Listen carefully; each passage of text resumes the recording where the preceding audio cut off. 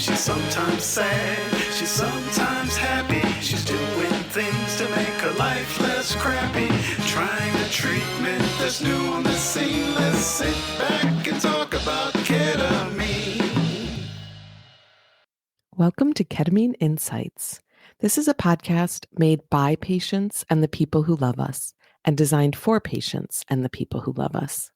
Before we start, you should know that we are not trained experts in mental health. If you or someone you know is having a mental health crisis, please get help. In the US, you can dial 988.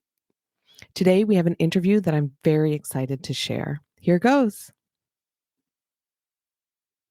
Hello, everyone. I'm so happy to welcome George to the show today. He's a listener to the podcast, and we're thrilled to have him with us. George, how are you doing?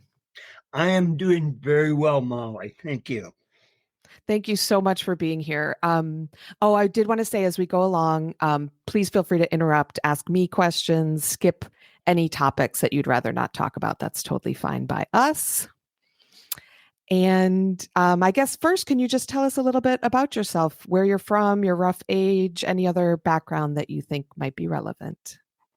Yeah, Molly, I live in Reno, Nevada with my family. I am the young age of 63, and I have about a 20-year history of bipolar 2 disorder. And I've been on the radar with a psychiatrist, psychotherapist, and now participate in a ketamine support group. But what drove me to seek ketamine treatment, I had pretty bad depressive episodes in my bipolar cycles, and they got to the point where they were becoming dangerous. I had attempted a couple of suicides and was really at the end of my rope. And frankly, because I think I had some stigma that I associated with doing a psychedelic journey, I had probably put it off. And so when I went in and had my first journey, it was desperation. It was desperation that drove me there. Yeah, I know the feeling. I mean, I feel the same way. I feel like a lot of the listeners, people say, oh, that's such an interesting choice. It's like, no, it was just the only thing left that I hadn't tried. And I needed to keep trying, or else, or else we don't know, unfortunately. So, okay. So, I'm wondering, can you tell us a little bit? So it sounds like the difficulties that you had didn't kick in until your 40s. Is that right? So it was a little bit later in life. I would say yes and no. I can recall being a teenage boy and having symptoms that I look back now in retrospect and think, oh shit, I was sick back then. But you're right, if you go back 20 years to about the year around 2000, I watched my father have a psychotic break as he was an undiagnosed bipolar patient. And it got my attention. I mean, and as a little bit of background, my dad was a undiagnosed bipolar all his life. And as a boy, he was just a crazy man to me. But when I watched him go off the track so severely and watched his diagnosis and then kind of took a personal inventory myself, I saw some of those same characteristics. What I unconsciously did at that time is I made a vow that I would never end up in that same place. Little did I know that the journey was going to take me that way, whether I wanted to go or not. Wow. And so you heard about ketamine and it sounds like you felt a little resistance at first. And then did you do a lot of research leading up to it? Or did you like, how did it kind of get started? Did you look for a therapist or look for a clinic, or what were your first couple steps? I, um, after being on a number of different pharmaceuticals from my psychiatrist, mood stabilizers, atypical second generation antipsychotics, anxiety meds. Um, Somebody finally said, well, we think you also have treatment resistant depression, so we need to begin to explore alternative methods. And of all the ones I looked at, the one that was probably the least offensive, the least scary, Mm, was the ketamine. And mhm. it's interesting because my psychiatrist was very reluctant to write me the referral uh, that would get me in the door there, and I had to almost twist her arm. And unfortunately, also the therapist I was working with, who had a background in alcohol and drug counseling, was very reluctant to steer me that way too. But there was something about it. And the testimonies, you're right. I researched the testimonies, a number of them on different sites. Of course, some sponsored by ketamine, others not. And it's like, this looks like my best shot. And all those things kind of, thrust me in that direction. That's really interesting. I've had a similar experience with doctors really, really pushing back. Like, Yeah. it's a perfectly safe and legal option, but there are a lot of doctors who are not only won't kind of prescribe it, but definitely won't even discuss it with you. Right. Which is it makes it hard. You're already in a difficult position trying to seek treatment and advocate for yourself, and Right. when you're already in a rough spot. So, um, how did you end up working with a therapist who is trained in like ketamine, or was it um like just a clinic that you were able to go to? And I'm really actually interested, we can talk about this in a second. The ketamine support group sounds really, really interesting. But were you working with a therapist who was trained in psychedelic assisted psychotherapy, or no? Not at the time. And Okay.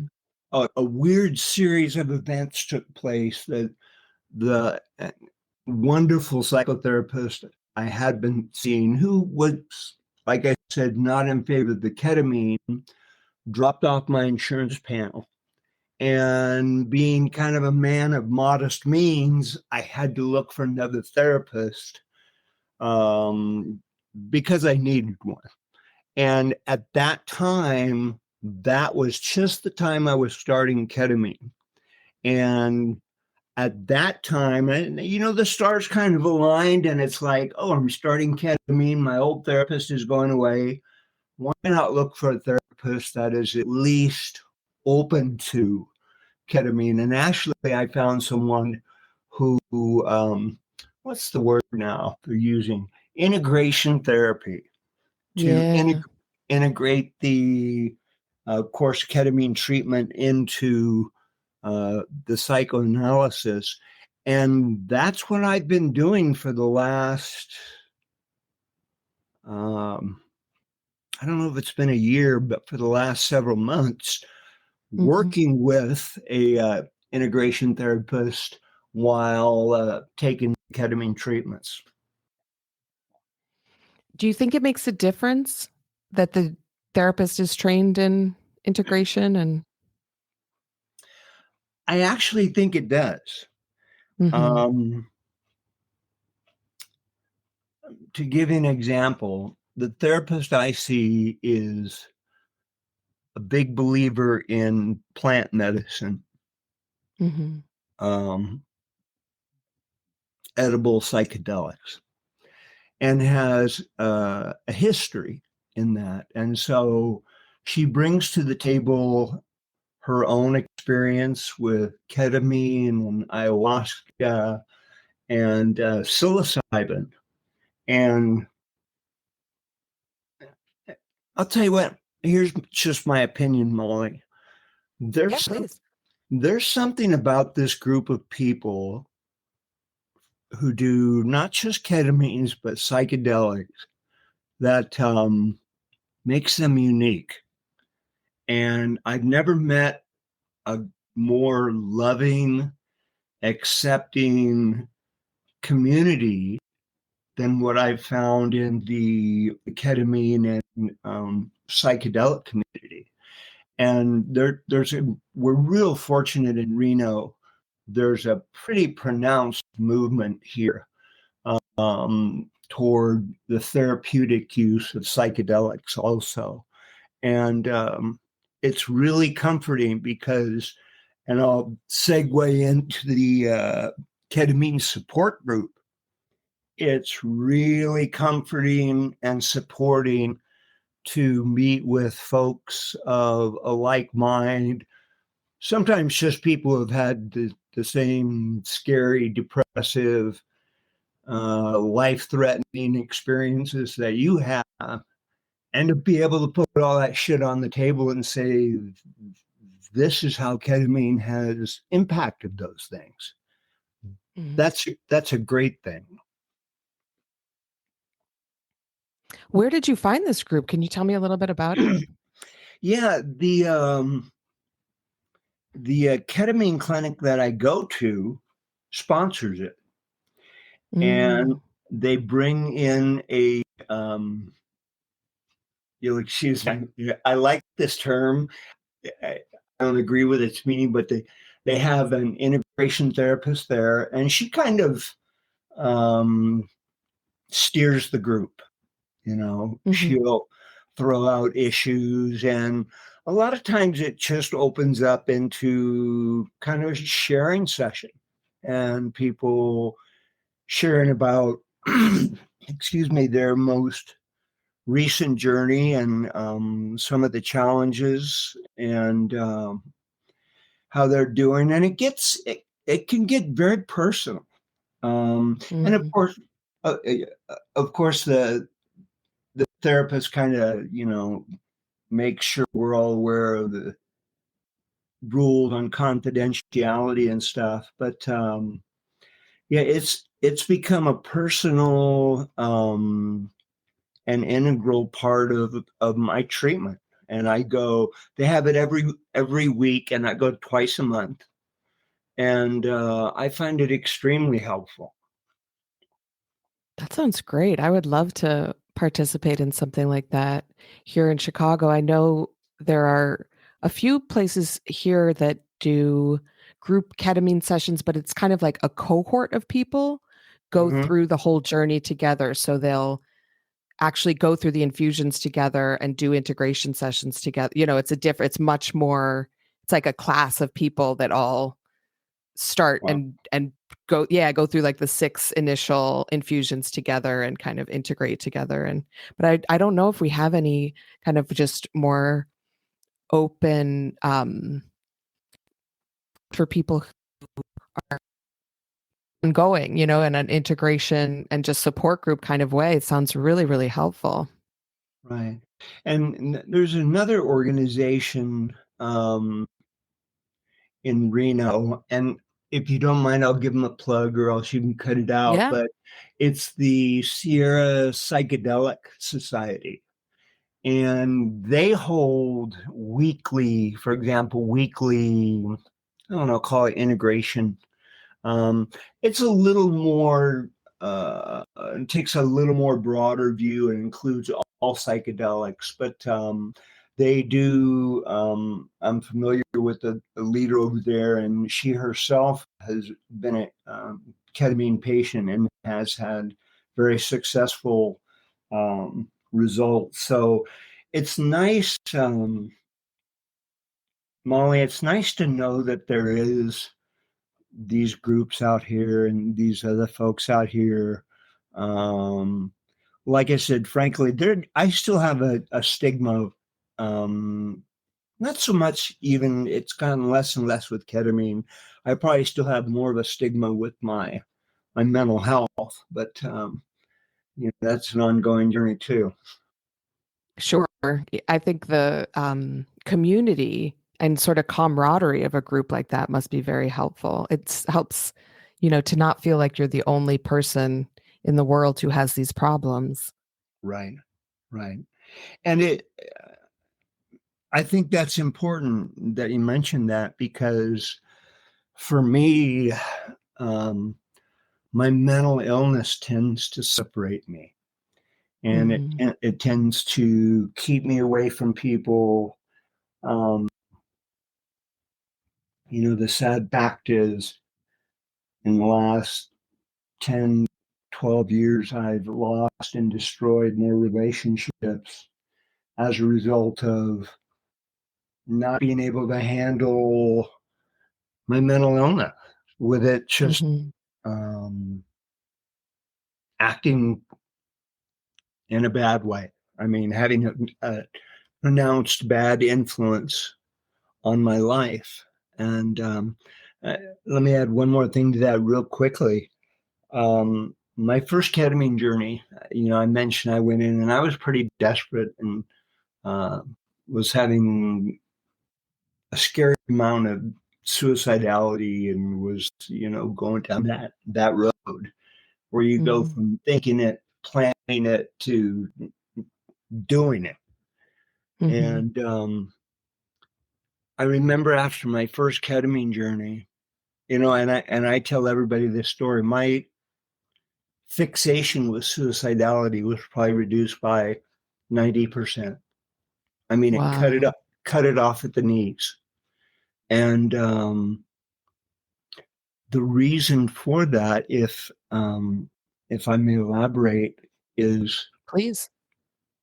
the experience of and it was a psychedelic experience.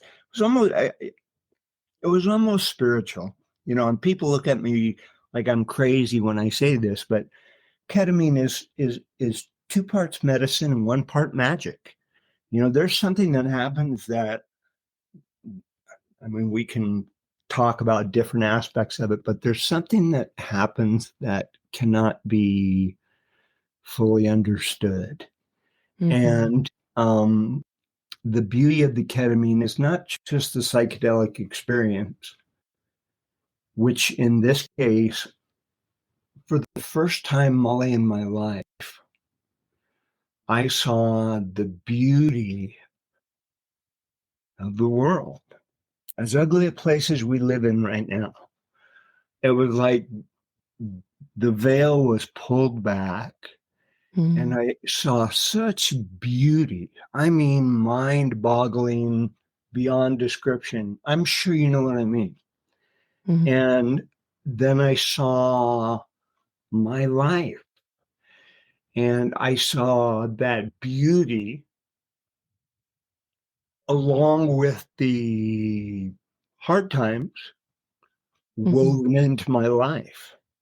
And I thought, how can I possibly think of destroying something myself that contains so much beauty, and in such a beautiful world and a beautiful life? And I don't say this to promise anything to anybody, but that first ketamine journey for me was life changing, literally. And that sounds pretty dramatic, but it was life changing. Wow. I think it must have been, if it reduced suicidality by that much. I mean, you walk out of there with a different outlook. Right, right. And I know everyone has in my mind, the experience itself, and I think everybody has a different experience. And I've had ketamine journeys that were like spiritual, mm, unfathomable things, to ones where I go in, do the treatment, walk out, and it's like, no big deal, Mm-hmm.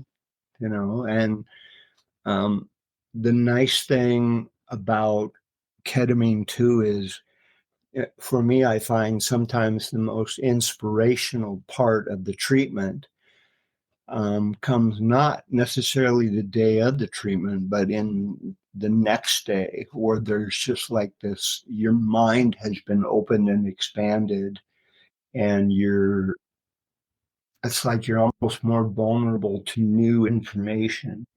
And I know there's a lot Mm-hmm. of talk about, that what ketamine does to that frontal cortex and opening new channels for communication and stuff. And I would have to agree with that. And I think the proof is in the long-term changes. Yes, it can be the most wonderful, beautiful experience you'll ever have. But, for me, the question becomes, and my wife, who is a marriage and family therapist, by the way, um, Mm-hmm.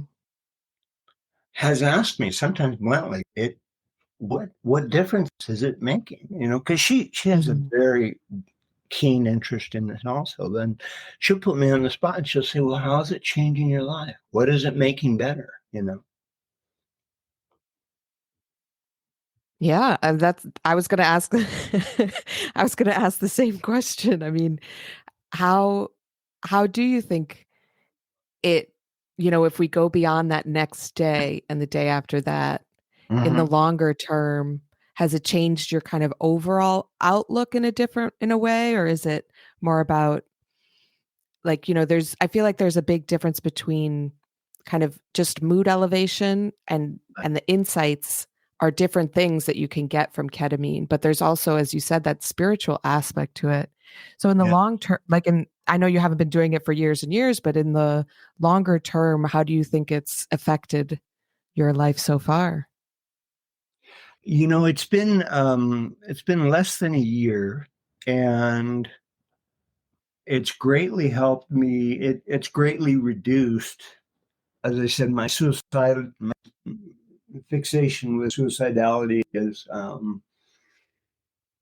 just almost negligible. If you put it on the Mm, radar, it's just a blip once in a while. Maybe a random thought versus grabbing hold of it and running with it. My depression too has been significantly reduced, and I one of the things, and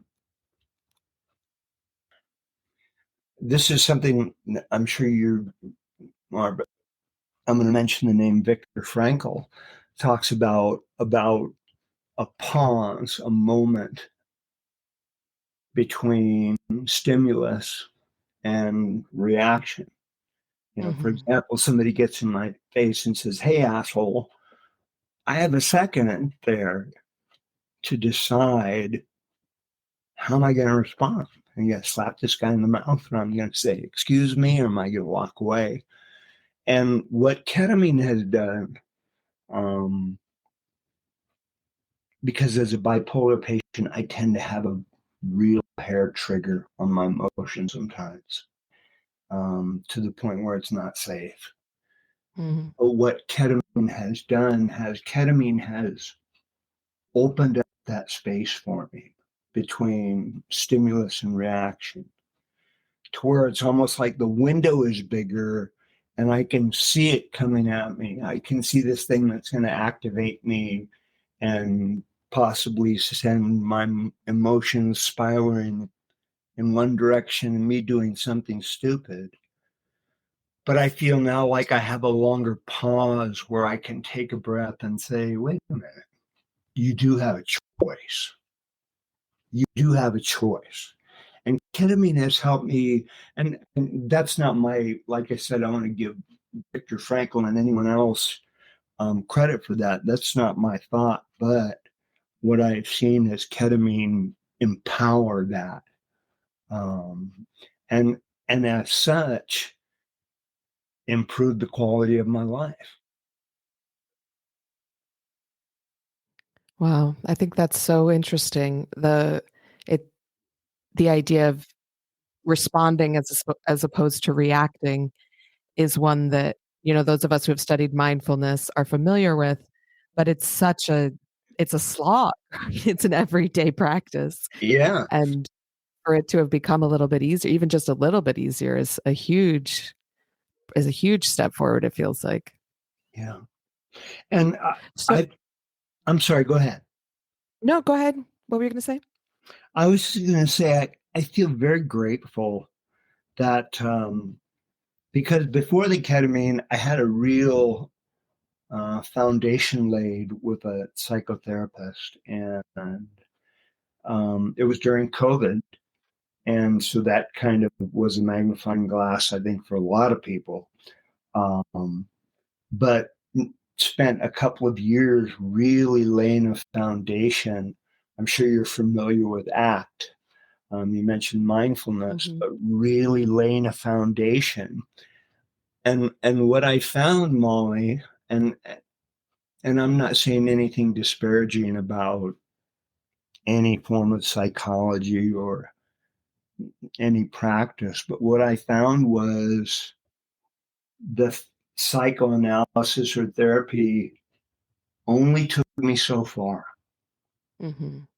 And some of the real ugly, traumatic things that I had suffered as a child revealed the psychotherapy showed those things and revealed them to me, but I couldn't break their hold on my life until the ketamine treatment was brought in also. And then the identified thing, um, I was able to deal with it. I was able to push through it, live with it, whatever adjective is appropriate. The ketamine was the push that helped me get through those things that I had identified in therapy. But some of them had such a strong hold on me, I was not able to resolve them without the help of the ketamine treatments. I think that's such a clear way of putting it. I feel like sometimes in therapy, you can become convinced of the change that needs to happen and believe in it and even have a lot of conviction, but actually making the change in your heart or, in your underlying beliefs or however you want to put it doesn't necessarily follow Right. from the work, unfortunately, for those of us who, for whom it's a years long slog. It's not. The therapy itself can sometimes only get you so far, like you said. I've sometimes put it that, like, ketamine can help me move the lessons I get from therapy from my head to my heart. Yes. And, like, I truly, like, effortlessly believe in them after a ketamine infusion. And then sometimes I'll retreat again over the months that follow, and still, the underlying beliefs that are the negative underlying beliefs that kind of hound me will come back. Such as, like, this is all my fault. I brought this on myself, that kind of thing. And, of course, in your head every day, that's not true, but you only sometimes, like, truly accept that truth in your heart. Um, and I found, yeah, the same as you seem to describe, that ketamine has been really helpful in bringing those truths kind of really home. Hmm. Hmm. Yeah, that's I got to tell you, Molly, that's a beautiful way to express it. I mean, from the head to the heart can be a long journey. Yes. And but when for me, I refer to it as that aha moment when it's Hmm. like I see it now. I've been reading about it and I've been learning about it, and it's like, aha, now I get it. And I um Hmm. Like, I guess I would just say is that I just feel extremely grateful. And, if I can add on a little more history, uh, Mhm. the ketamine wasn't my first alternative medicine treatment, if you will. I had Mhm. I had gone to some therapists off, not their office, their home. They offered an alternative treatment, and went to their home for the weekend and did MDMA therapy. And Mhm. and this was at least 6 months before I started ketamine. But again, it was such a powerful. I don't know, these drugs that our government unfortunately has outlawed, and now they're starting to loosen up and they're sanctioned tests and stuff. Um, but my first exposure with MDMA uh, was almost godlike. I mean, it was just such a spiritual experience to where I thought I was convinced I'm fixed. You know, I would Mm. I was um, I was overly enthusiastic, and about 6 weeks later, after I thought I could quit taking all my meds again, I crashed pretty Mm. hard. And so Mhm. came back and said, okay, is there a plan B? And started looking at ketamine as possibly something more of a long-term sustainable treatment. Interesting. I've been listening to podcasts from MAPS and Hmm. psychedelics today about MDMA and eagerly looking for news about when it might be approved by the FDA. And everyone keeps saying next year.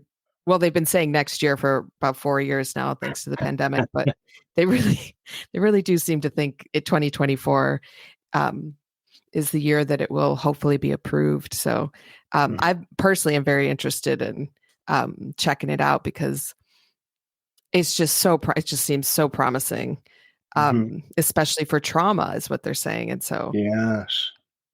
the resolving, I think one of the major reasons for treatment resistance in depression is unresolved trauma.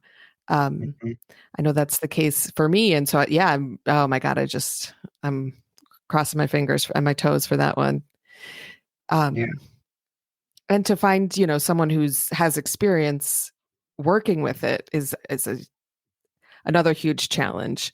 Um, I know they're trying to train up psychotherapists by Yes. the dozens, but there's just so much demand, understandably, that hopefully, I think that's another thing that we try to emphasize on this show is that it's so important to work with a therapist, but it's not possible for Hmm. everybody, No. unfortunately, because of the cost, but also just because of the number of therapists who have experience with it. So I don't know. I Hmm. wanted to ask about intentions though, and whether or not intentions tend to affect the trip themselves, or do you even set intentions? How do you go about that? What's your experience with intention setting in ketamine? um, I do believe in intentions with a big caveat. Mhm. Um, I always, and I think I heard it from your show, how important set and setting are. Your Mhm. mindset and the setting in which you're going to have your ketamine treatment. And I think they're absolutely critical. And so when I go into a ketamine treatment, I have a loose intention, um, not one that I hold very tightly unless it's something really pressing. But I had a ketamine journey on Friday, today being Monday, and Mhm. hold on, my little train jumped the track. um, what So was I did saying, you have a Molly? I'm loose sorry. Yeah, you said you believe in intentions with one big caveat, and so you keep a Yeah. kind of a Yeah. loose grasp on the intention as you go into the trip. It sounded like. Yes. Thank you. Yeah. Um, and at the beginning of the journey, when I'm just before I make what I casually call the jump to hyperspace and disassociate, when things get really interesting, there's always kind of like, pardon the expression, and I do Spravato and I do a intermuscular injection. And Mhm. so the Spravato is kind of the foreplay. And then when the IM hits you, it hits hard. And so the first part of my journey, um, I'm more subject to think and talk about my intention. And Mm. I'll roll it around in my mouth like a mint, and meditate on it and think about it. And sometimes something will come up. Sometimes something will present itself. Sometimes nothing does. But what I find about maybe 15, 20 minutes into the journey, my intention disappears. It Mhm. just, I, I find it, I'm going to say more therapeutic for me if I just lay back and let the journey unfold. And if Mhm. I found if, for just for me personally, everybody, of course, has a different experience. If I try and steer the journey too much, excuse me, it doesn't go to the depth that it would seemingly if I just relax and give myself over to it. Does that make sense? Oh yeah, I actually agree completely. I find it very difficult to I find that it affects the journey or the trip if I cling too much to the intention and also if I try too hard to remember what's Yes. happening now so I can remember it when I'm done. Um, I find it really kind of skews the experience. It Mm-hmm. dulls it. Mm-hmm. Yeah, I agree with you 100%. And not to take away anything from intention, I practice yoga also, and Mm. intention really big for me in yoga, but it Mhm. doesn't carry over quite the same way to the ketamine world. Um, and my thought is, my opinion is that the ketamine experience is too big for the human conscious mind to handle, I think. And and frankly, I think that's where the magic happens. I mean, I think Mhm. for me, my brain is just, it's too much. The experience is too much, and it causes growth, I think, in the brain. It causes repair to take place. And as you mentioned, some of these terrible traumatic experiences that so many of us, we just tend to experience in life. I don't know how, but it chips away at them and it knocks that crap loose and allows us to Mm. deal with it. What are if you don't mind me asking, what are trips like for you? So is there a certain setting that you find common in trips or does it change from one to one or how does it feel to be under the influence of ketamine? I think a lot of listeners, especially people who are considering it, Uh-huh. are you know, a lot of people talk about the medical side and the you hear, therapists on podcasts being interviewed about the effects, but we don't really hear a lot about like what does it feel like to have ketamine in your system? Right. I know it's Um, different for everybody, but yeah. Let me first say, Molly, um, if somebody has I think the term is treatment-resistant depression, and somebody has suicidality, I recommend ketamine treatment to them. I don't recommend it to the faint of heart, because it is an otherworldly experience. I don't know how else to say it. You will never see the things in life that you will see during a ketamine journey. Now, having said that, that can be a pretty intimidating statement. How does ketamine feel?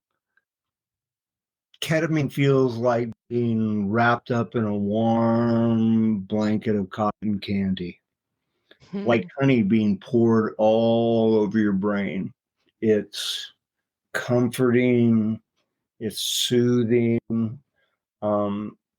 Any fear or apprehension I had, regarding my first couple ketamine journeys was quickly dispelled, because while I'm seeing these phenomenal psychedelic things,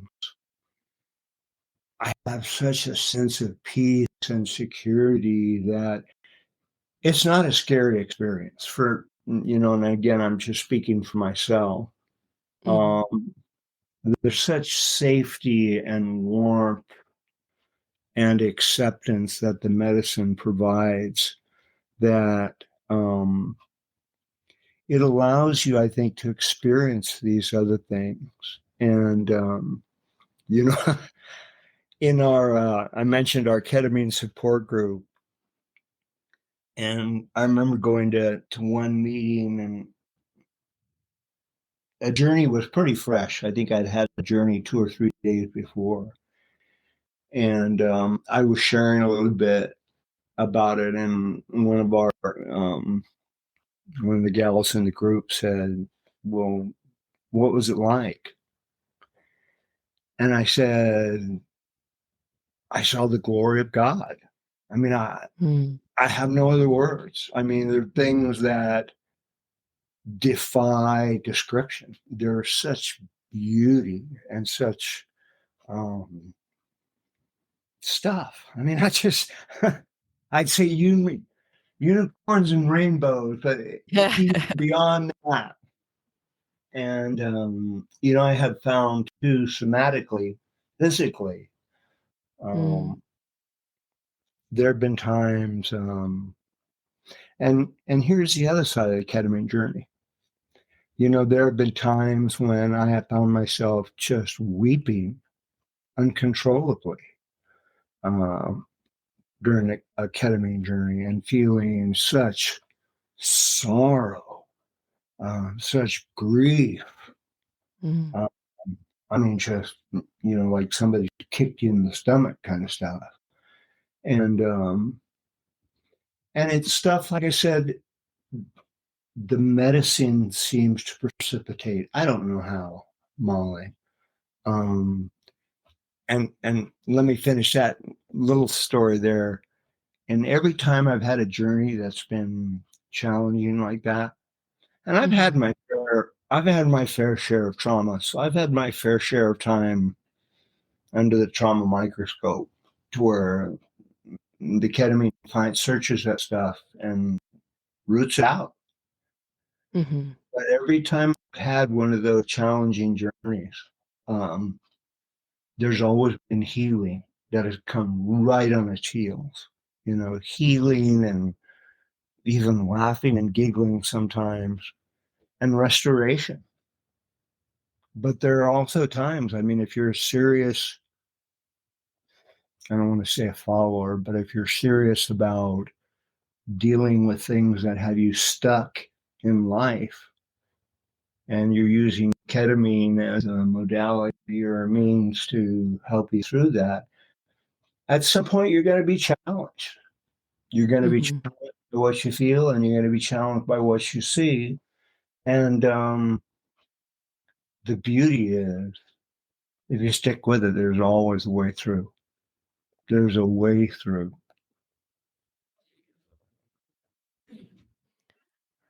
I think that's so well said. Um it's not an easy question to try to, it's just so hard, right, to wrap words around the experience. Mhm. Sometimes it's so hard even to wrap your own head around the experience, let alone try to describe it. Um, but I think it is important for those of us who talk about psychedelics not to shy away from the Right. spiritual feeling that it does bring. I mean, I did not grow up in a religious household. I don't consider myself a religious person. And there have been times when, after an infusion, I've found myself telling my therapist something very similar to what you said. You know, it's, I don't know how else to describe it. I felt the presence of God, Yeah. and it wasn't bad. It felt good. Felt very reassuring. Yeah. Yeah. It's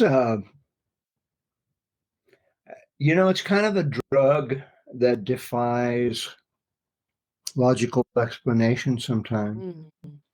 And uh, as messed up as our federal government is, I don't know who came up with the idea to, uh, if you will, legitimize ketamine for these types of treatment, but they've done a great service to the world, and unfortunately now, in fact, I just got an email yesterday from my ketamine clinic that they're experiencing, I guess, quite a shortage of ketamine across the country, to where it's going, Really? yeah, to where it's going to start affecting the way they administer treatments. Wow, I hadn't heard that. Yeah, at least in the short term, they say. Mhm. Mm. So That's definitely something to watch out for. Wow.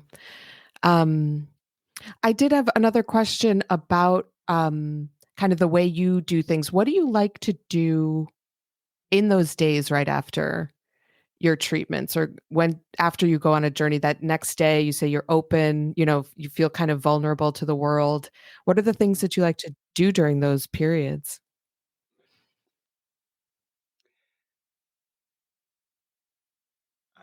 I'm choosing my words very carefully. It really depends. Mm. Sometimes it's nothing more than just lay on the couch all day, and just recover, because it's not uncommon for me, and I'll typically schedule like my ketamine treatments to happen last thing in the day, late in the afternoon, so I can go home and there are no expectations of me doing anything. Because Mhm. sometimes, I mean, I go straight for the bed or I go straight for the couch and I'm there for the next 24 hours. You know, Mhm. um, there are other times where I'm really big on ACT, Molly, and there are other Mhm. times where um, the voice inside me says, "Get out of your head and get into your life." And like Mm. Saturday after my treatment, Friday, my grandkids had a soccer game, and I was rough. Mm. I was feeling rough. I mean, I was rough. One of those days where even I needed to be in the bed, but I my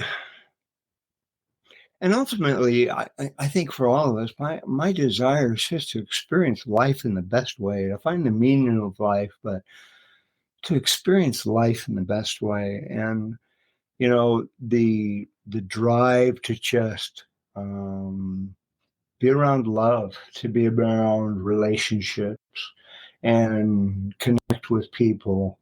And maybe that was part of the lesson um, from this most recent journey. But normally, while and it so much depends on how I feel physically, because um, ketamine journeys for me personally can sometimes be pretty physically demanding. Not Mm. during the journey itself, but afterwards, and particularly the next day. So I try and always give myself lots of room to recover.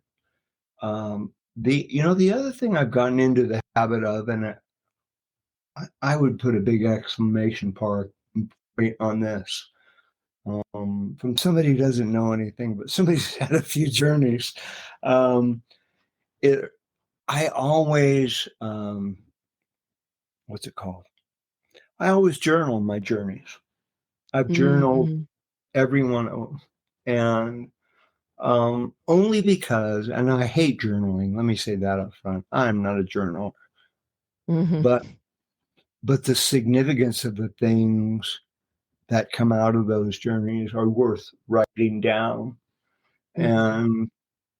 And I have my ketamine list. I've got about a dozen, to me, what have been almost life-changing kind of statements or things. And I keep them posted where I can see them. And I remind myself, these are the things I need to look for. These are the things I need to take care of. Am I doing this? Am I in the middle or am I out of balance? So I'm real big too on fostering those things that come out of the journeys, giving them time to really come to fruition. It's sounding too weird about it. I think ketamine challenges us to have to look at medicine different and have to combine medicine with psychotherapy, and then combine our psychotherapy with taking responsibility for our lives. And even with mental illness, as screwed up as that is, um, we can make it through. And ketamine is one more, as I say, tool in the tool belt that just has really improved that quality of life for me. And um, I actually have hope in life, Molly. I mean, if you Mm-hmm. spoke to me a year ago, I'd have said, "Fuck, I'm screwed." There is, Mm-hmm. I can see the end, and it doesn't look pretty. Um, but I have hope now, and I have hope for a better life. I have hope for better relationships. Um, I'm certainly far from. Let me use the word fixed. I'm certainly Mm-hmm. far um, from that, and I realistically, I know myself well enough. I'm never going to be. My bipolar, for example, is never going to go away. But Mm-hmm. ketamine is one of those things that makes it more manageable, makes it livable. I think you raised such a great point about, like, it really is why I think it's called integration, is that trying to keep those sort of lessons or learnings front of mind and Yes. actually live by the things that ketamine reveals is a hard task. It Hmm. doesn't come naturally. It takes exertion. It's real work, Yeah. um, and it's effort, and it could be exhausting when you're also dealing with an illness. That hasn't gone away completely at all. Um, so I appreciate you highlighting that, because I think it's a weird double message that I kind of struggle with putting out in this podcast. Is, it can be so helpful, and it's not simple. It's not easy. It's not for it's not unambiguous. And so I appreciate you highlighting that. I think I have, if you don't mind, a sort of quick round to end us off. So I'm wondering if you can, I'm going to give you like 5 different groups of people. And I'm wondering if you have any like advice, suggestions, complaints, recommendations for each of these groups. And then, you can skip anyone that you don't want to talk about or don't have anything to say to them. So you're Does that going to make give sense? me. So you're going to give me a chance to give bad advice and screw somebody's life up? Yes. Is that what you're saying? So anything you wish, because I feel like we have like listeners that are therapists, listeners that are patients, listeners that are also ketamine clinicians or psychiatrists. And I sometimes just want to, I meet a psychiatrist at a party and I'm like, dude, why do you guys do what you do, how you do it? You know what I mean? And so I want to give people a chance to just kind of air out the kind of practical or, whatever we've learned in our years of going through the mental health system. Sure. Okay, great. So I'm wondering, is there anything in particular for ketamine clinicians or the people who work at ketamine clinics? Love people, be in for the right reason. I'm fortunate the clinic I have, I have people there who I know care for me. I'm not simply a patient. I'm not simply, oh, here comes client George again. I'm a human being to them. And if you work in that setting, remember also you're dealing with human beings at probably their most very vulnerable point. I mean, they're in a place where if you've never experienced ketamine, they're in a different dimension. And so I would just say have a lot of love and humanness when you deal with people who are undergoing ketamine treatments. That's great. That's fantastic. I couldn't agree more. Wow. Okay, next, psychiatrists or other physicians. Hmm.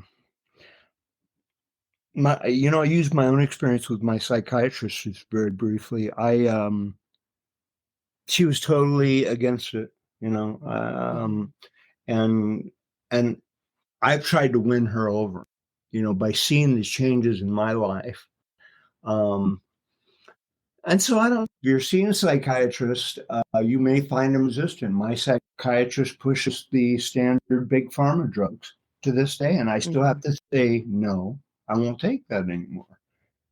And so I don't know, there's definitely, Molly, room for education for our doctors and our psychiatrists. There's some folks who are just old school and they're never going to buy into it. I would say that too. If you can't find a psychiatrist and a doctor who is at least tolerant of the idea, go somewhere else.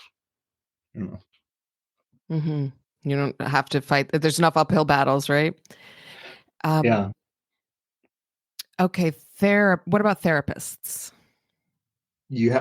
I highly recommend one. I think you have to have one for the treatment to have the efficacy that it's capable of. You have to work with somebody like you would normal psychotherapy, but it's psychotherapy with a supercharger on top of it. Mm-hmm. Do you have any advice or suggestions for members of the support network, friends and family of someone who's going through ketamine treatment?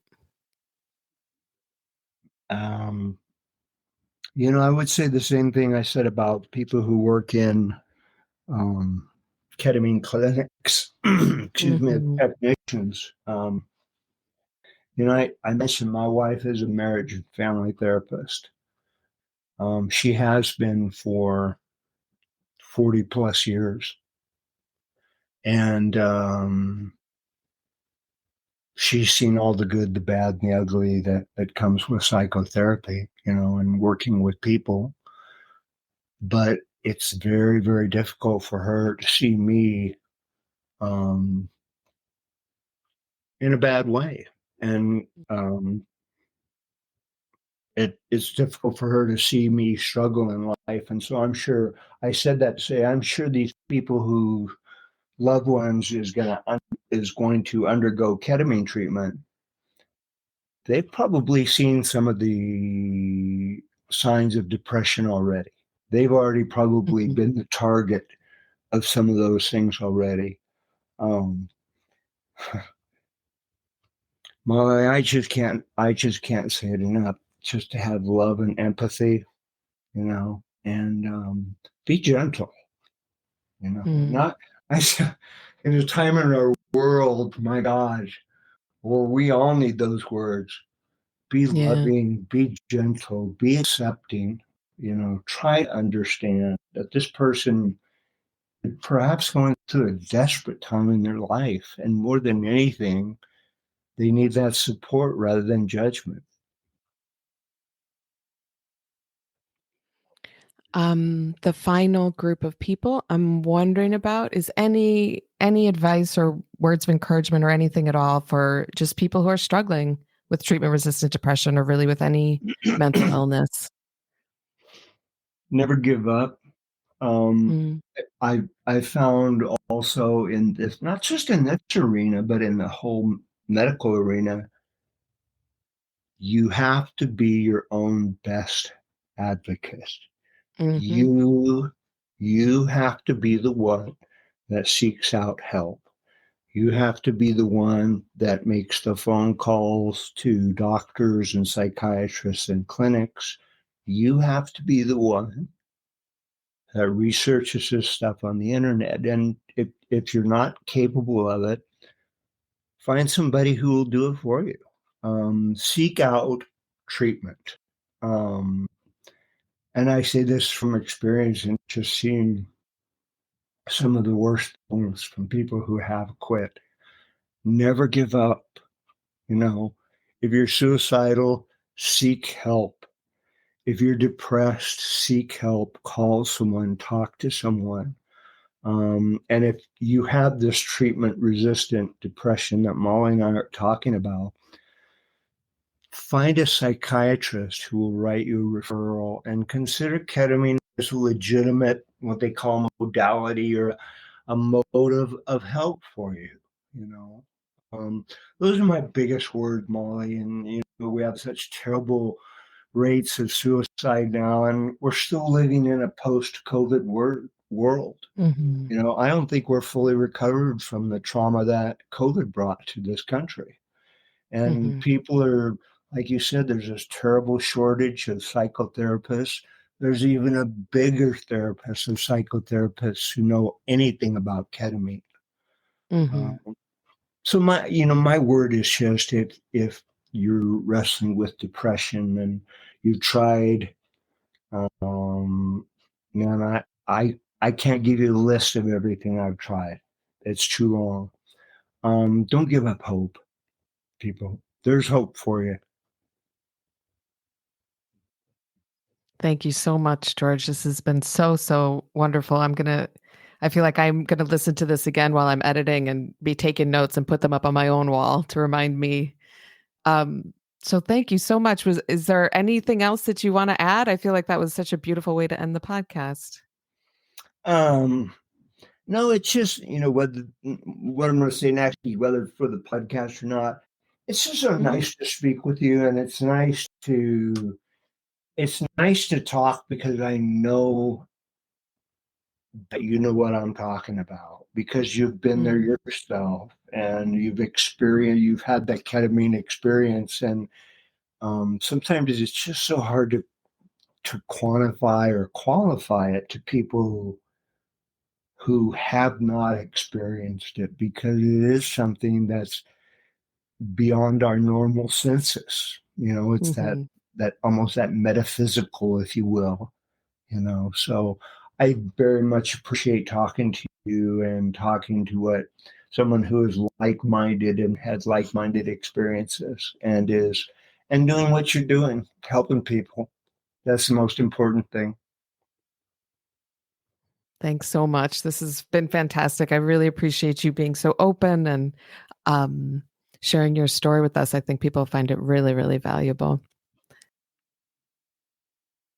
Thanks for listening to this episode of Ketamine Insights. If you liked it, please share it with someone who might find it helpful.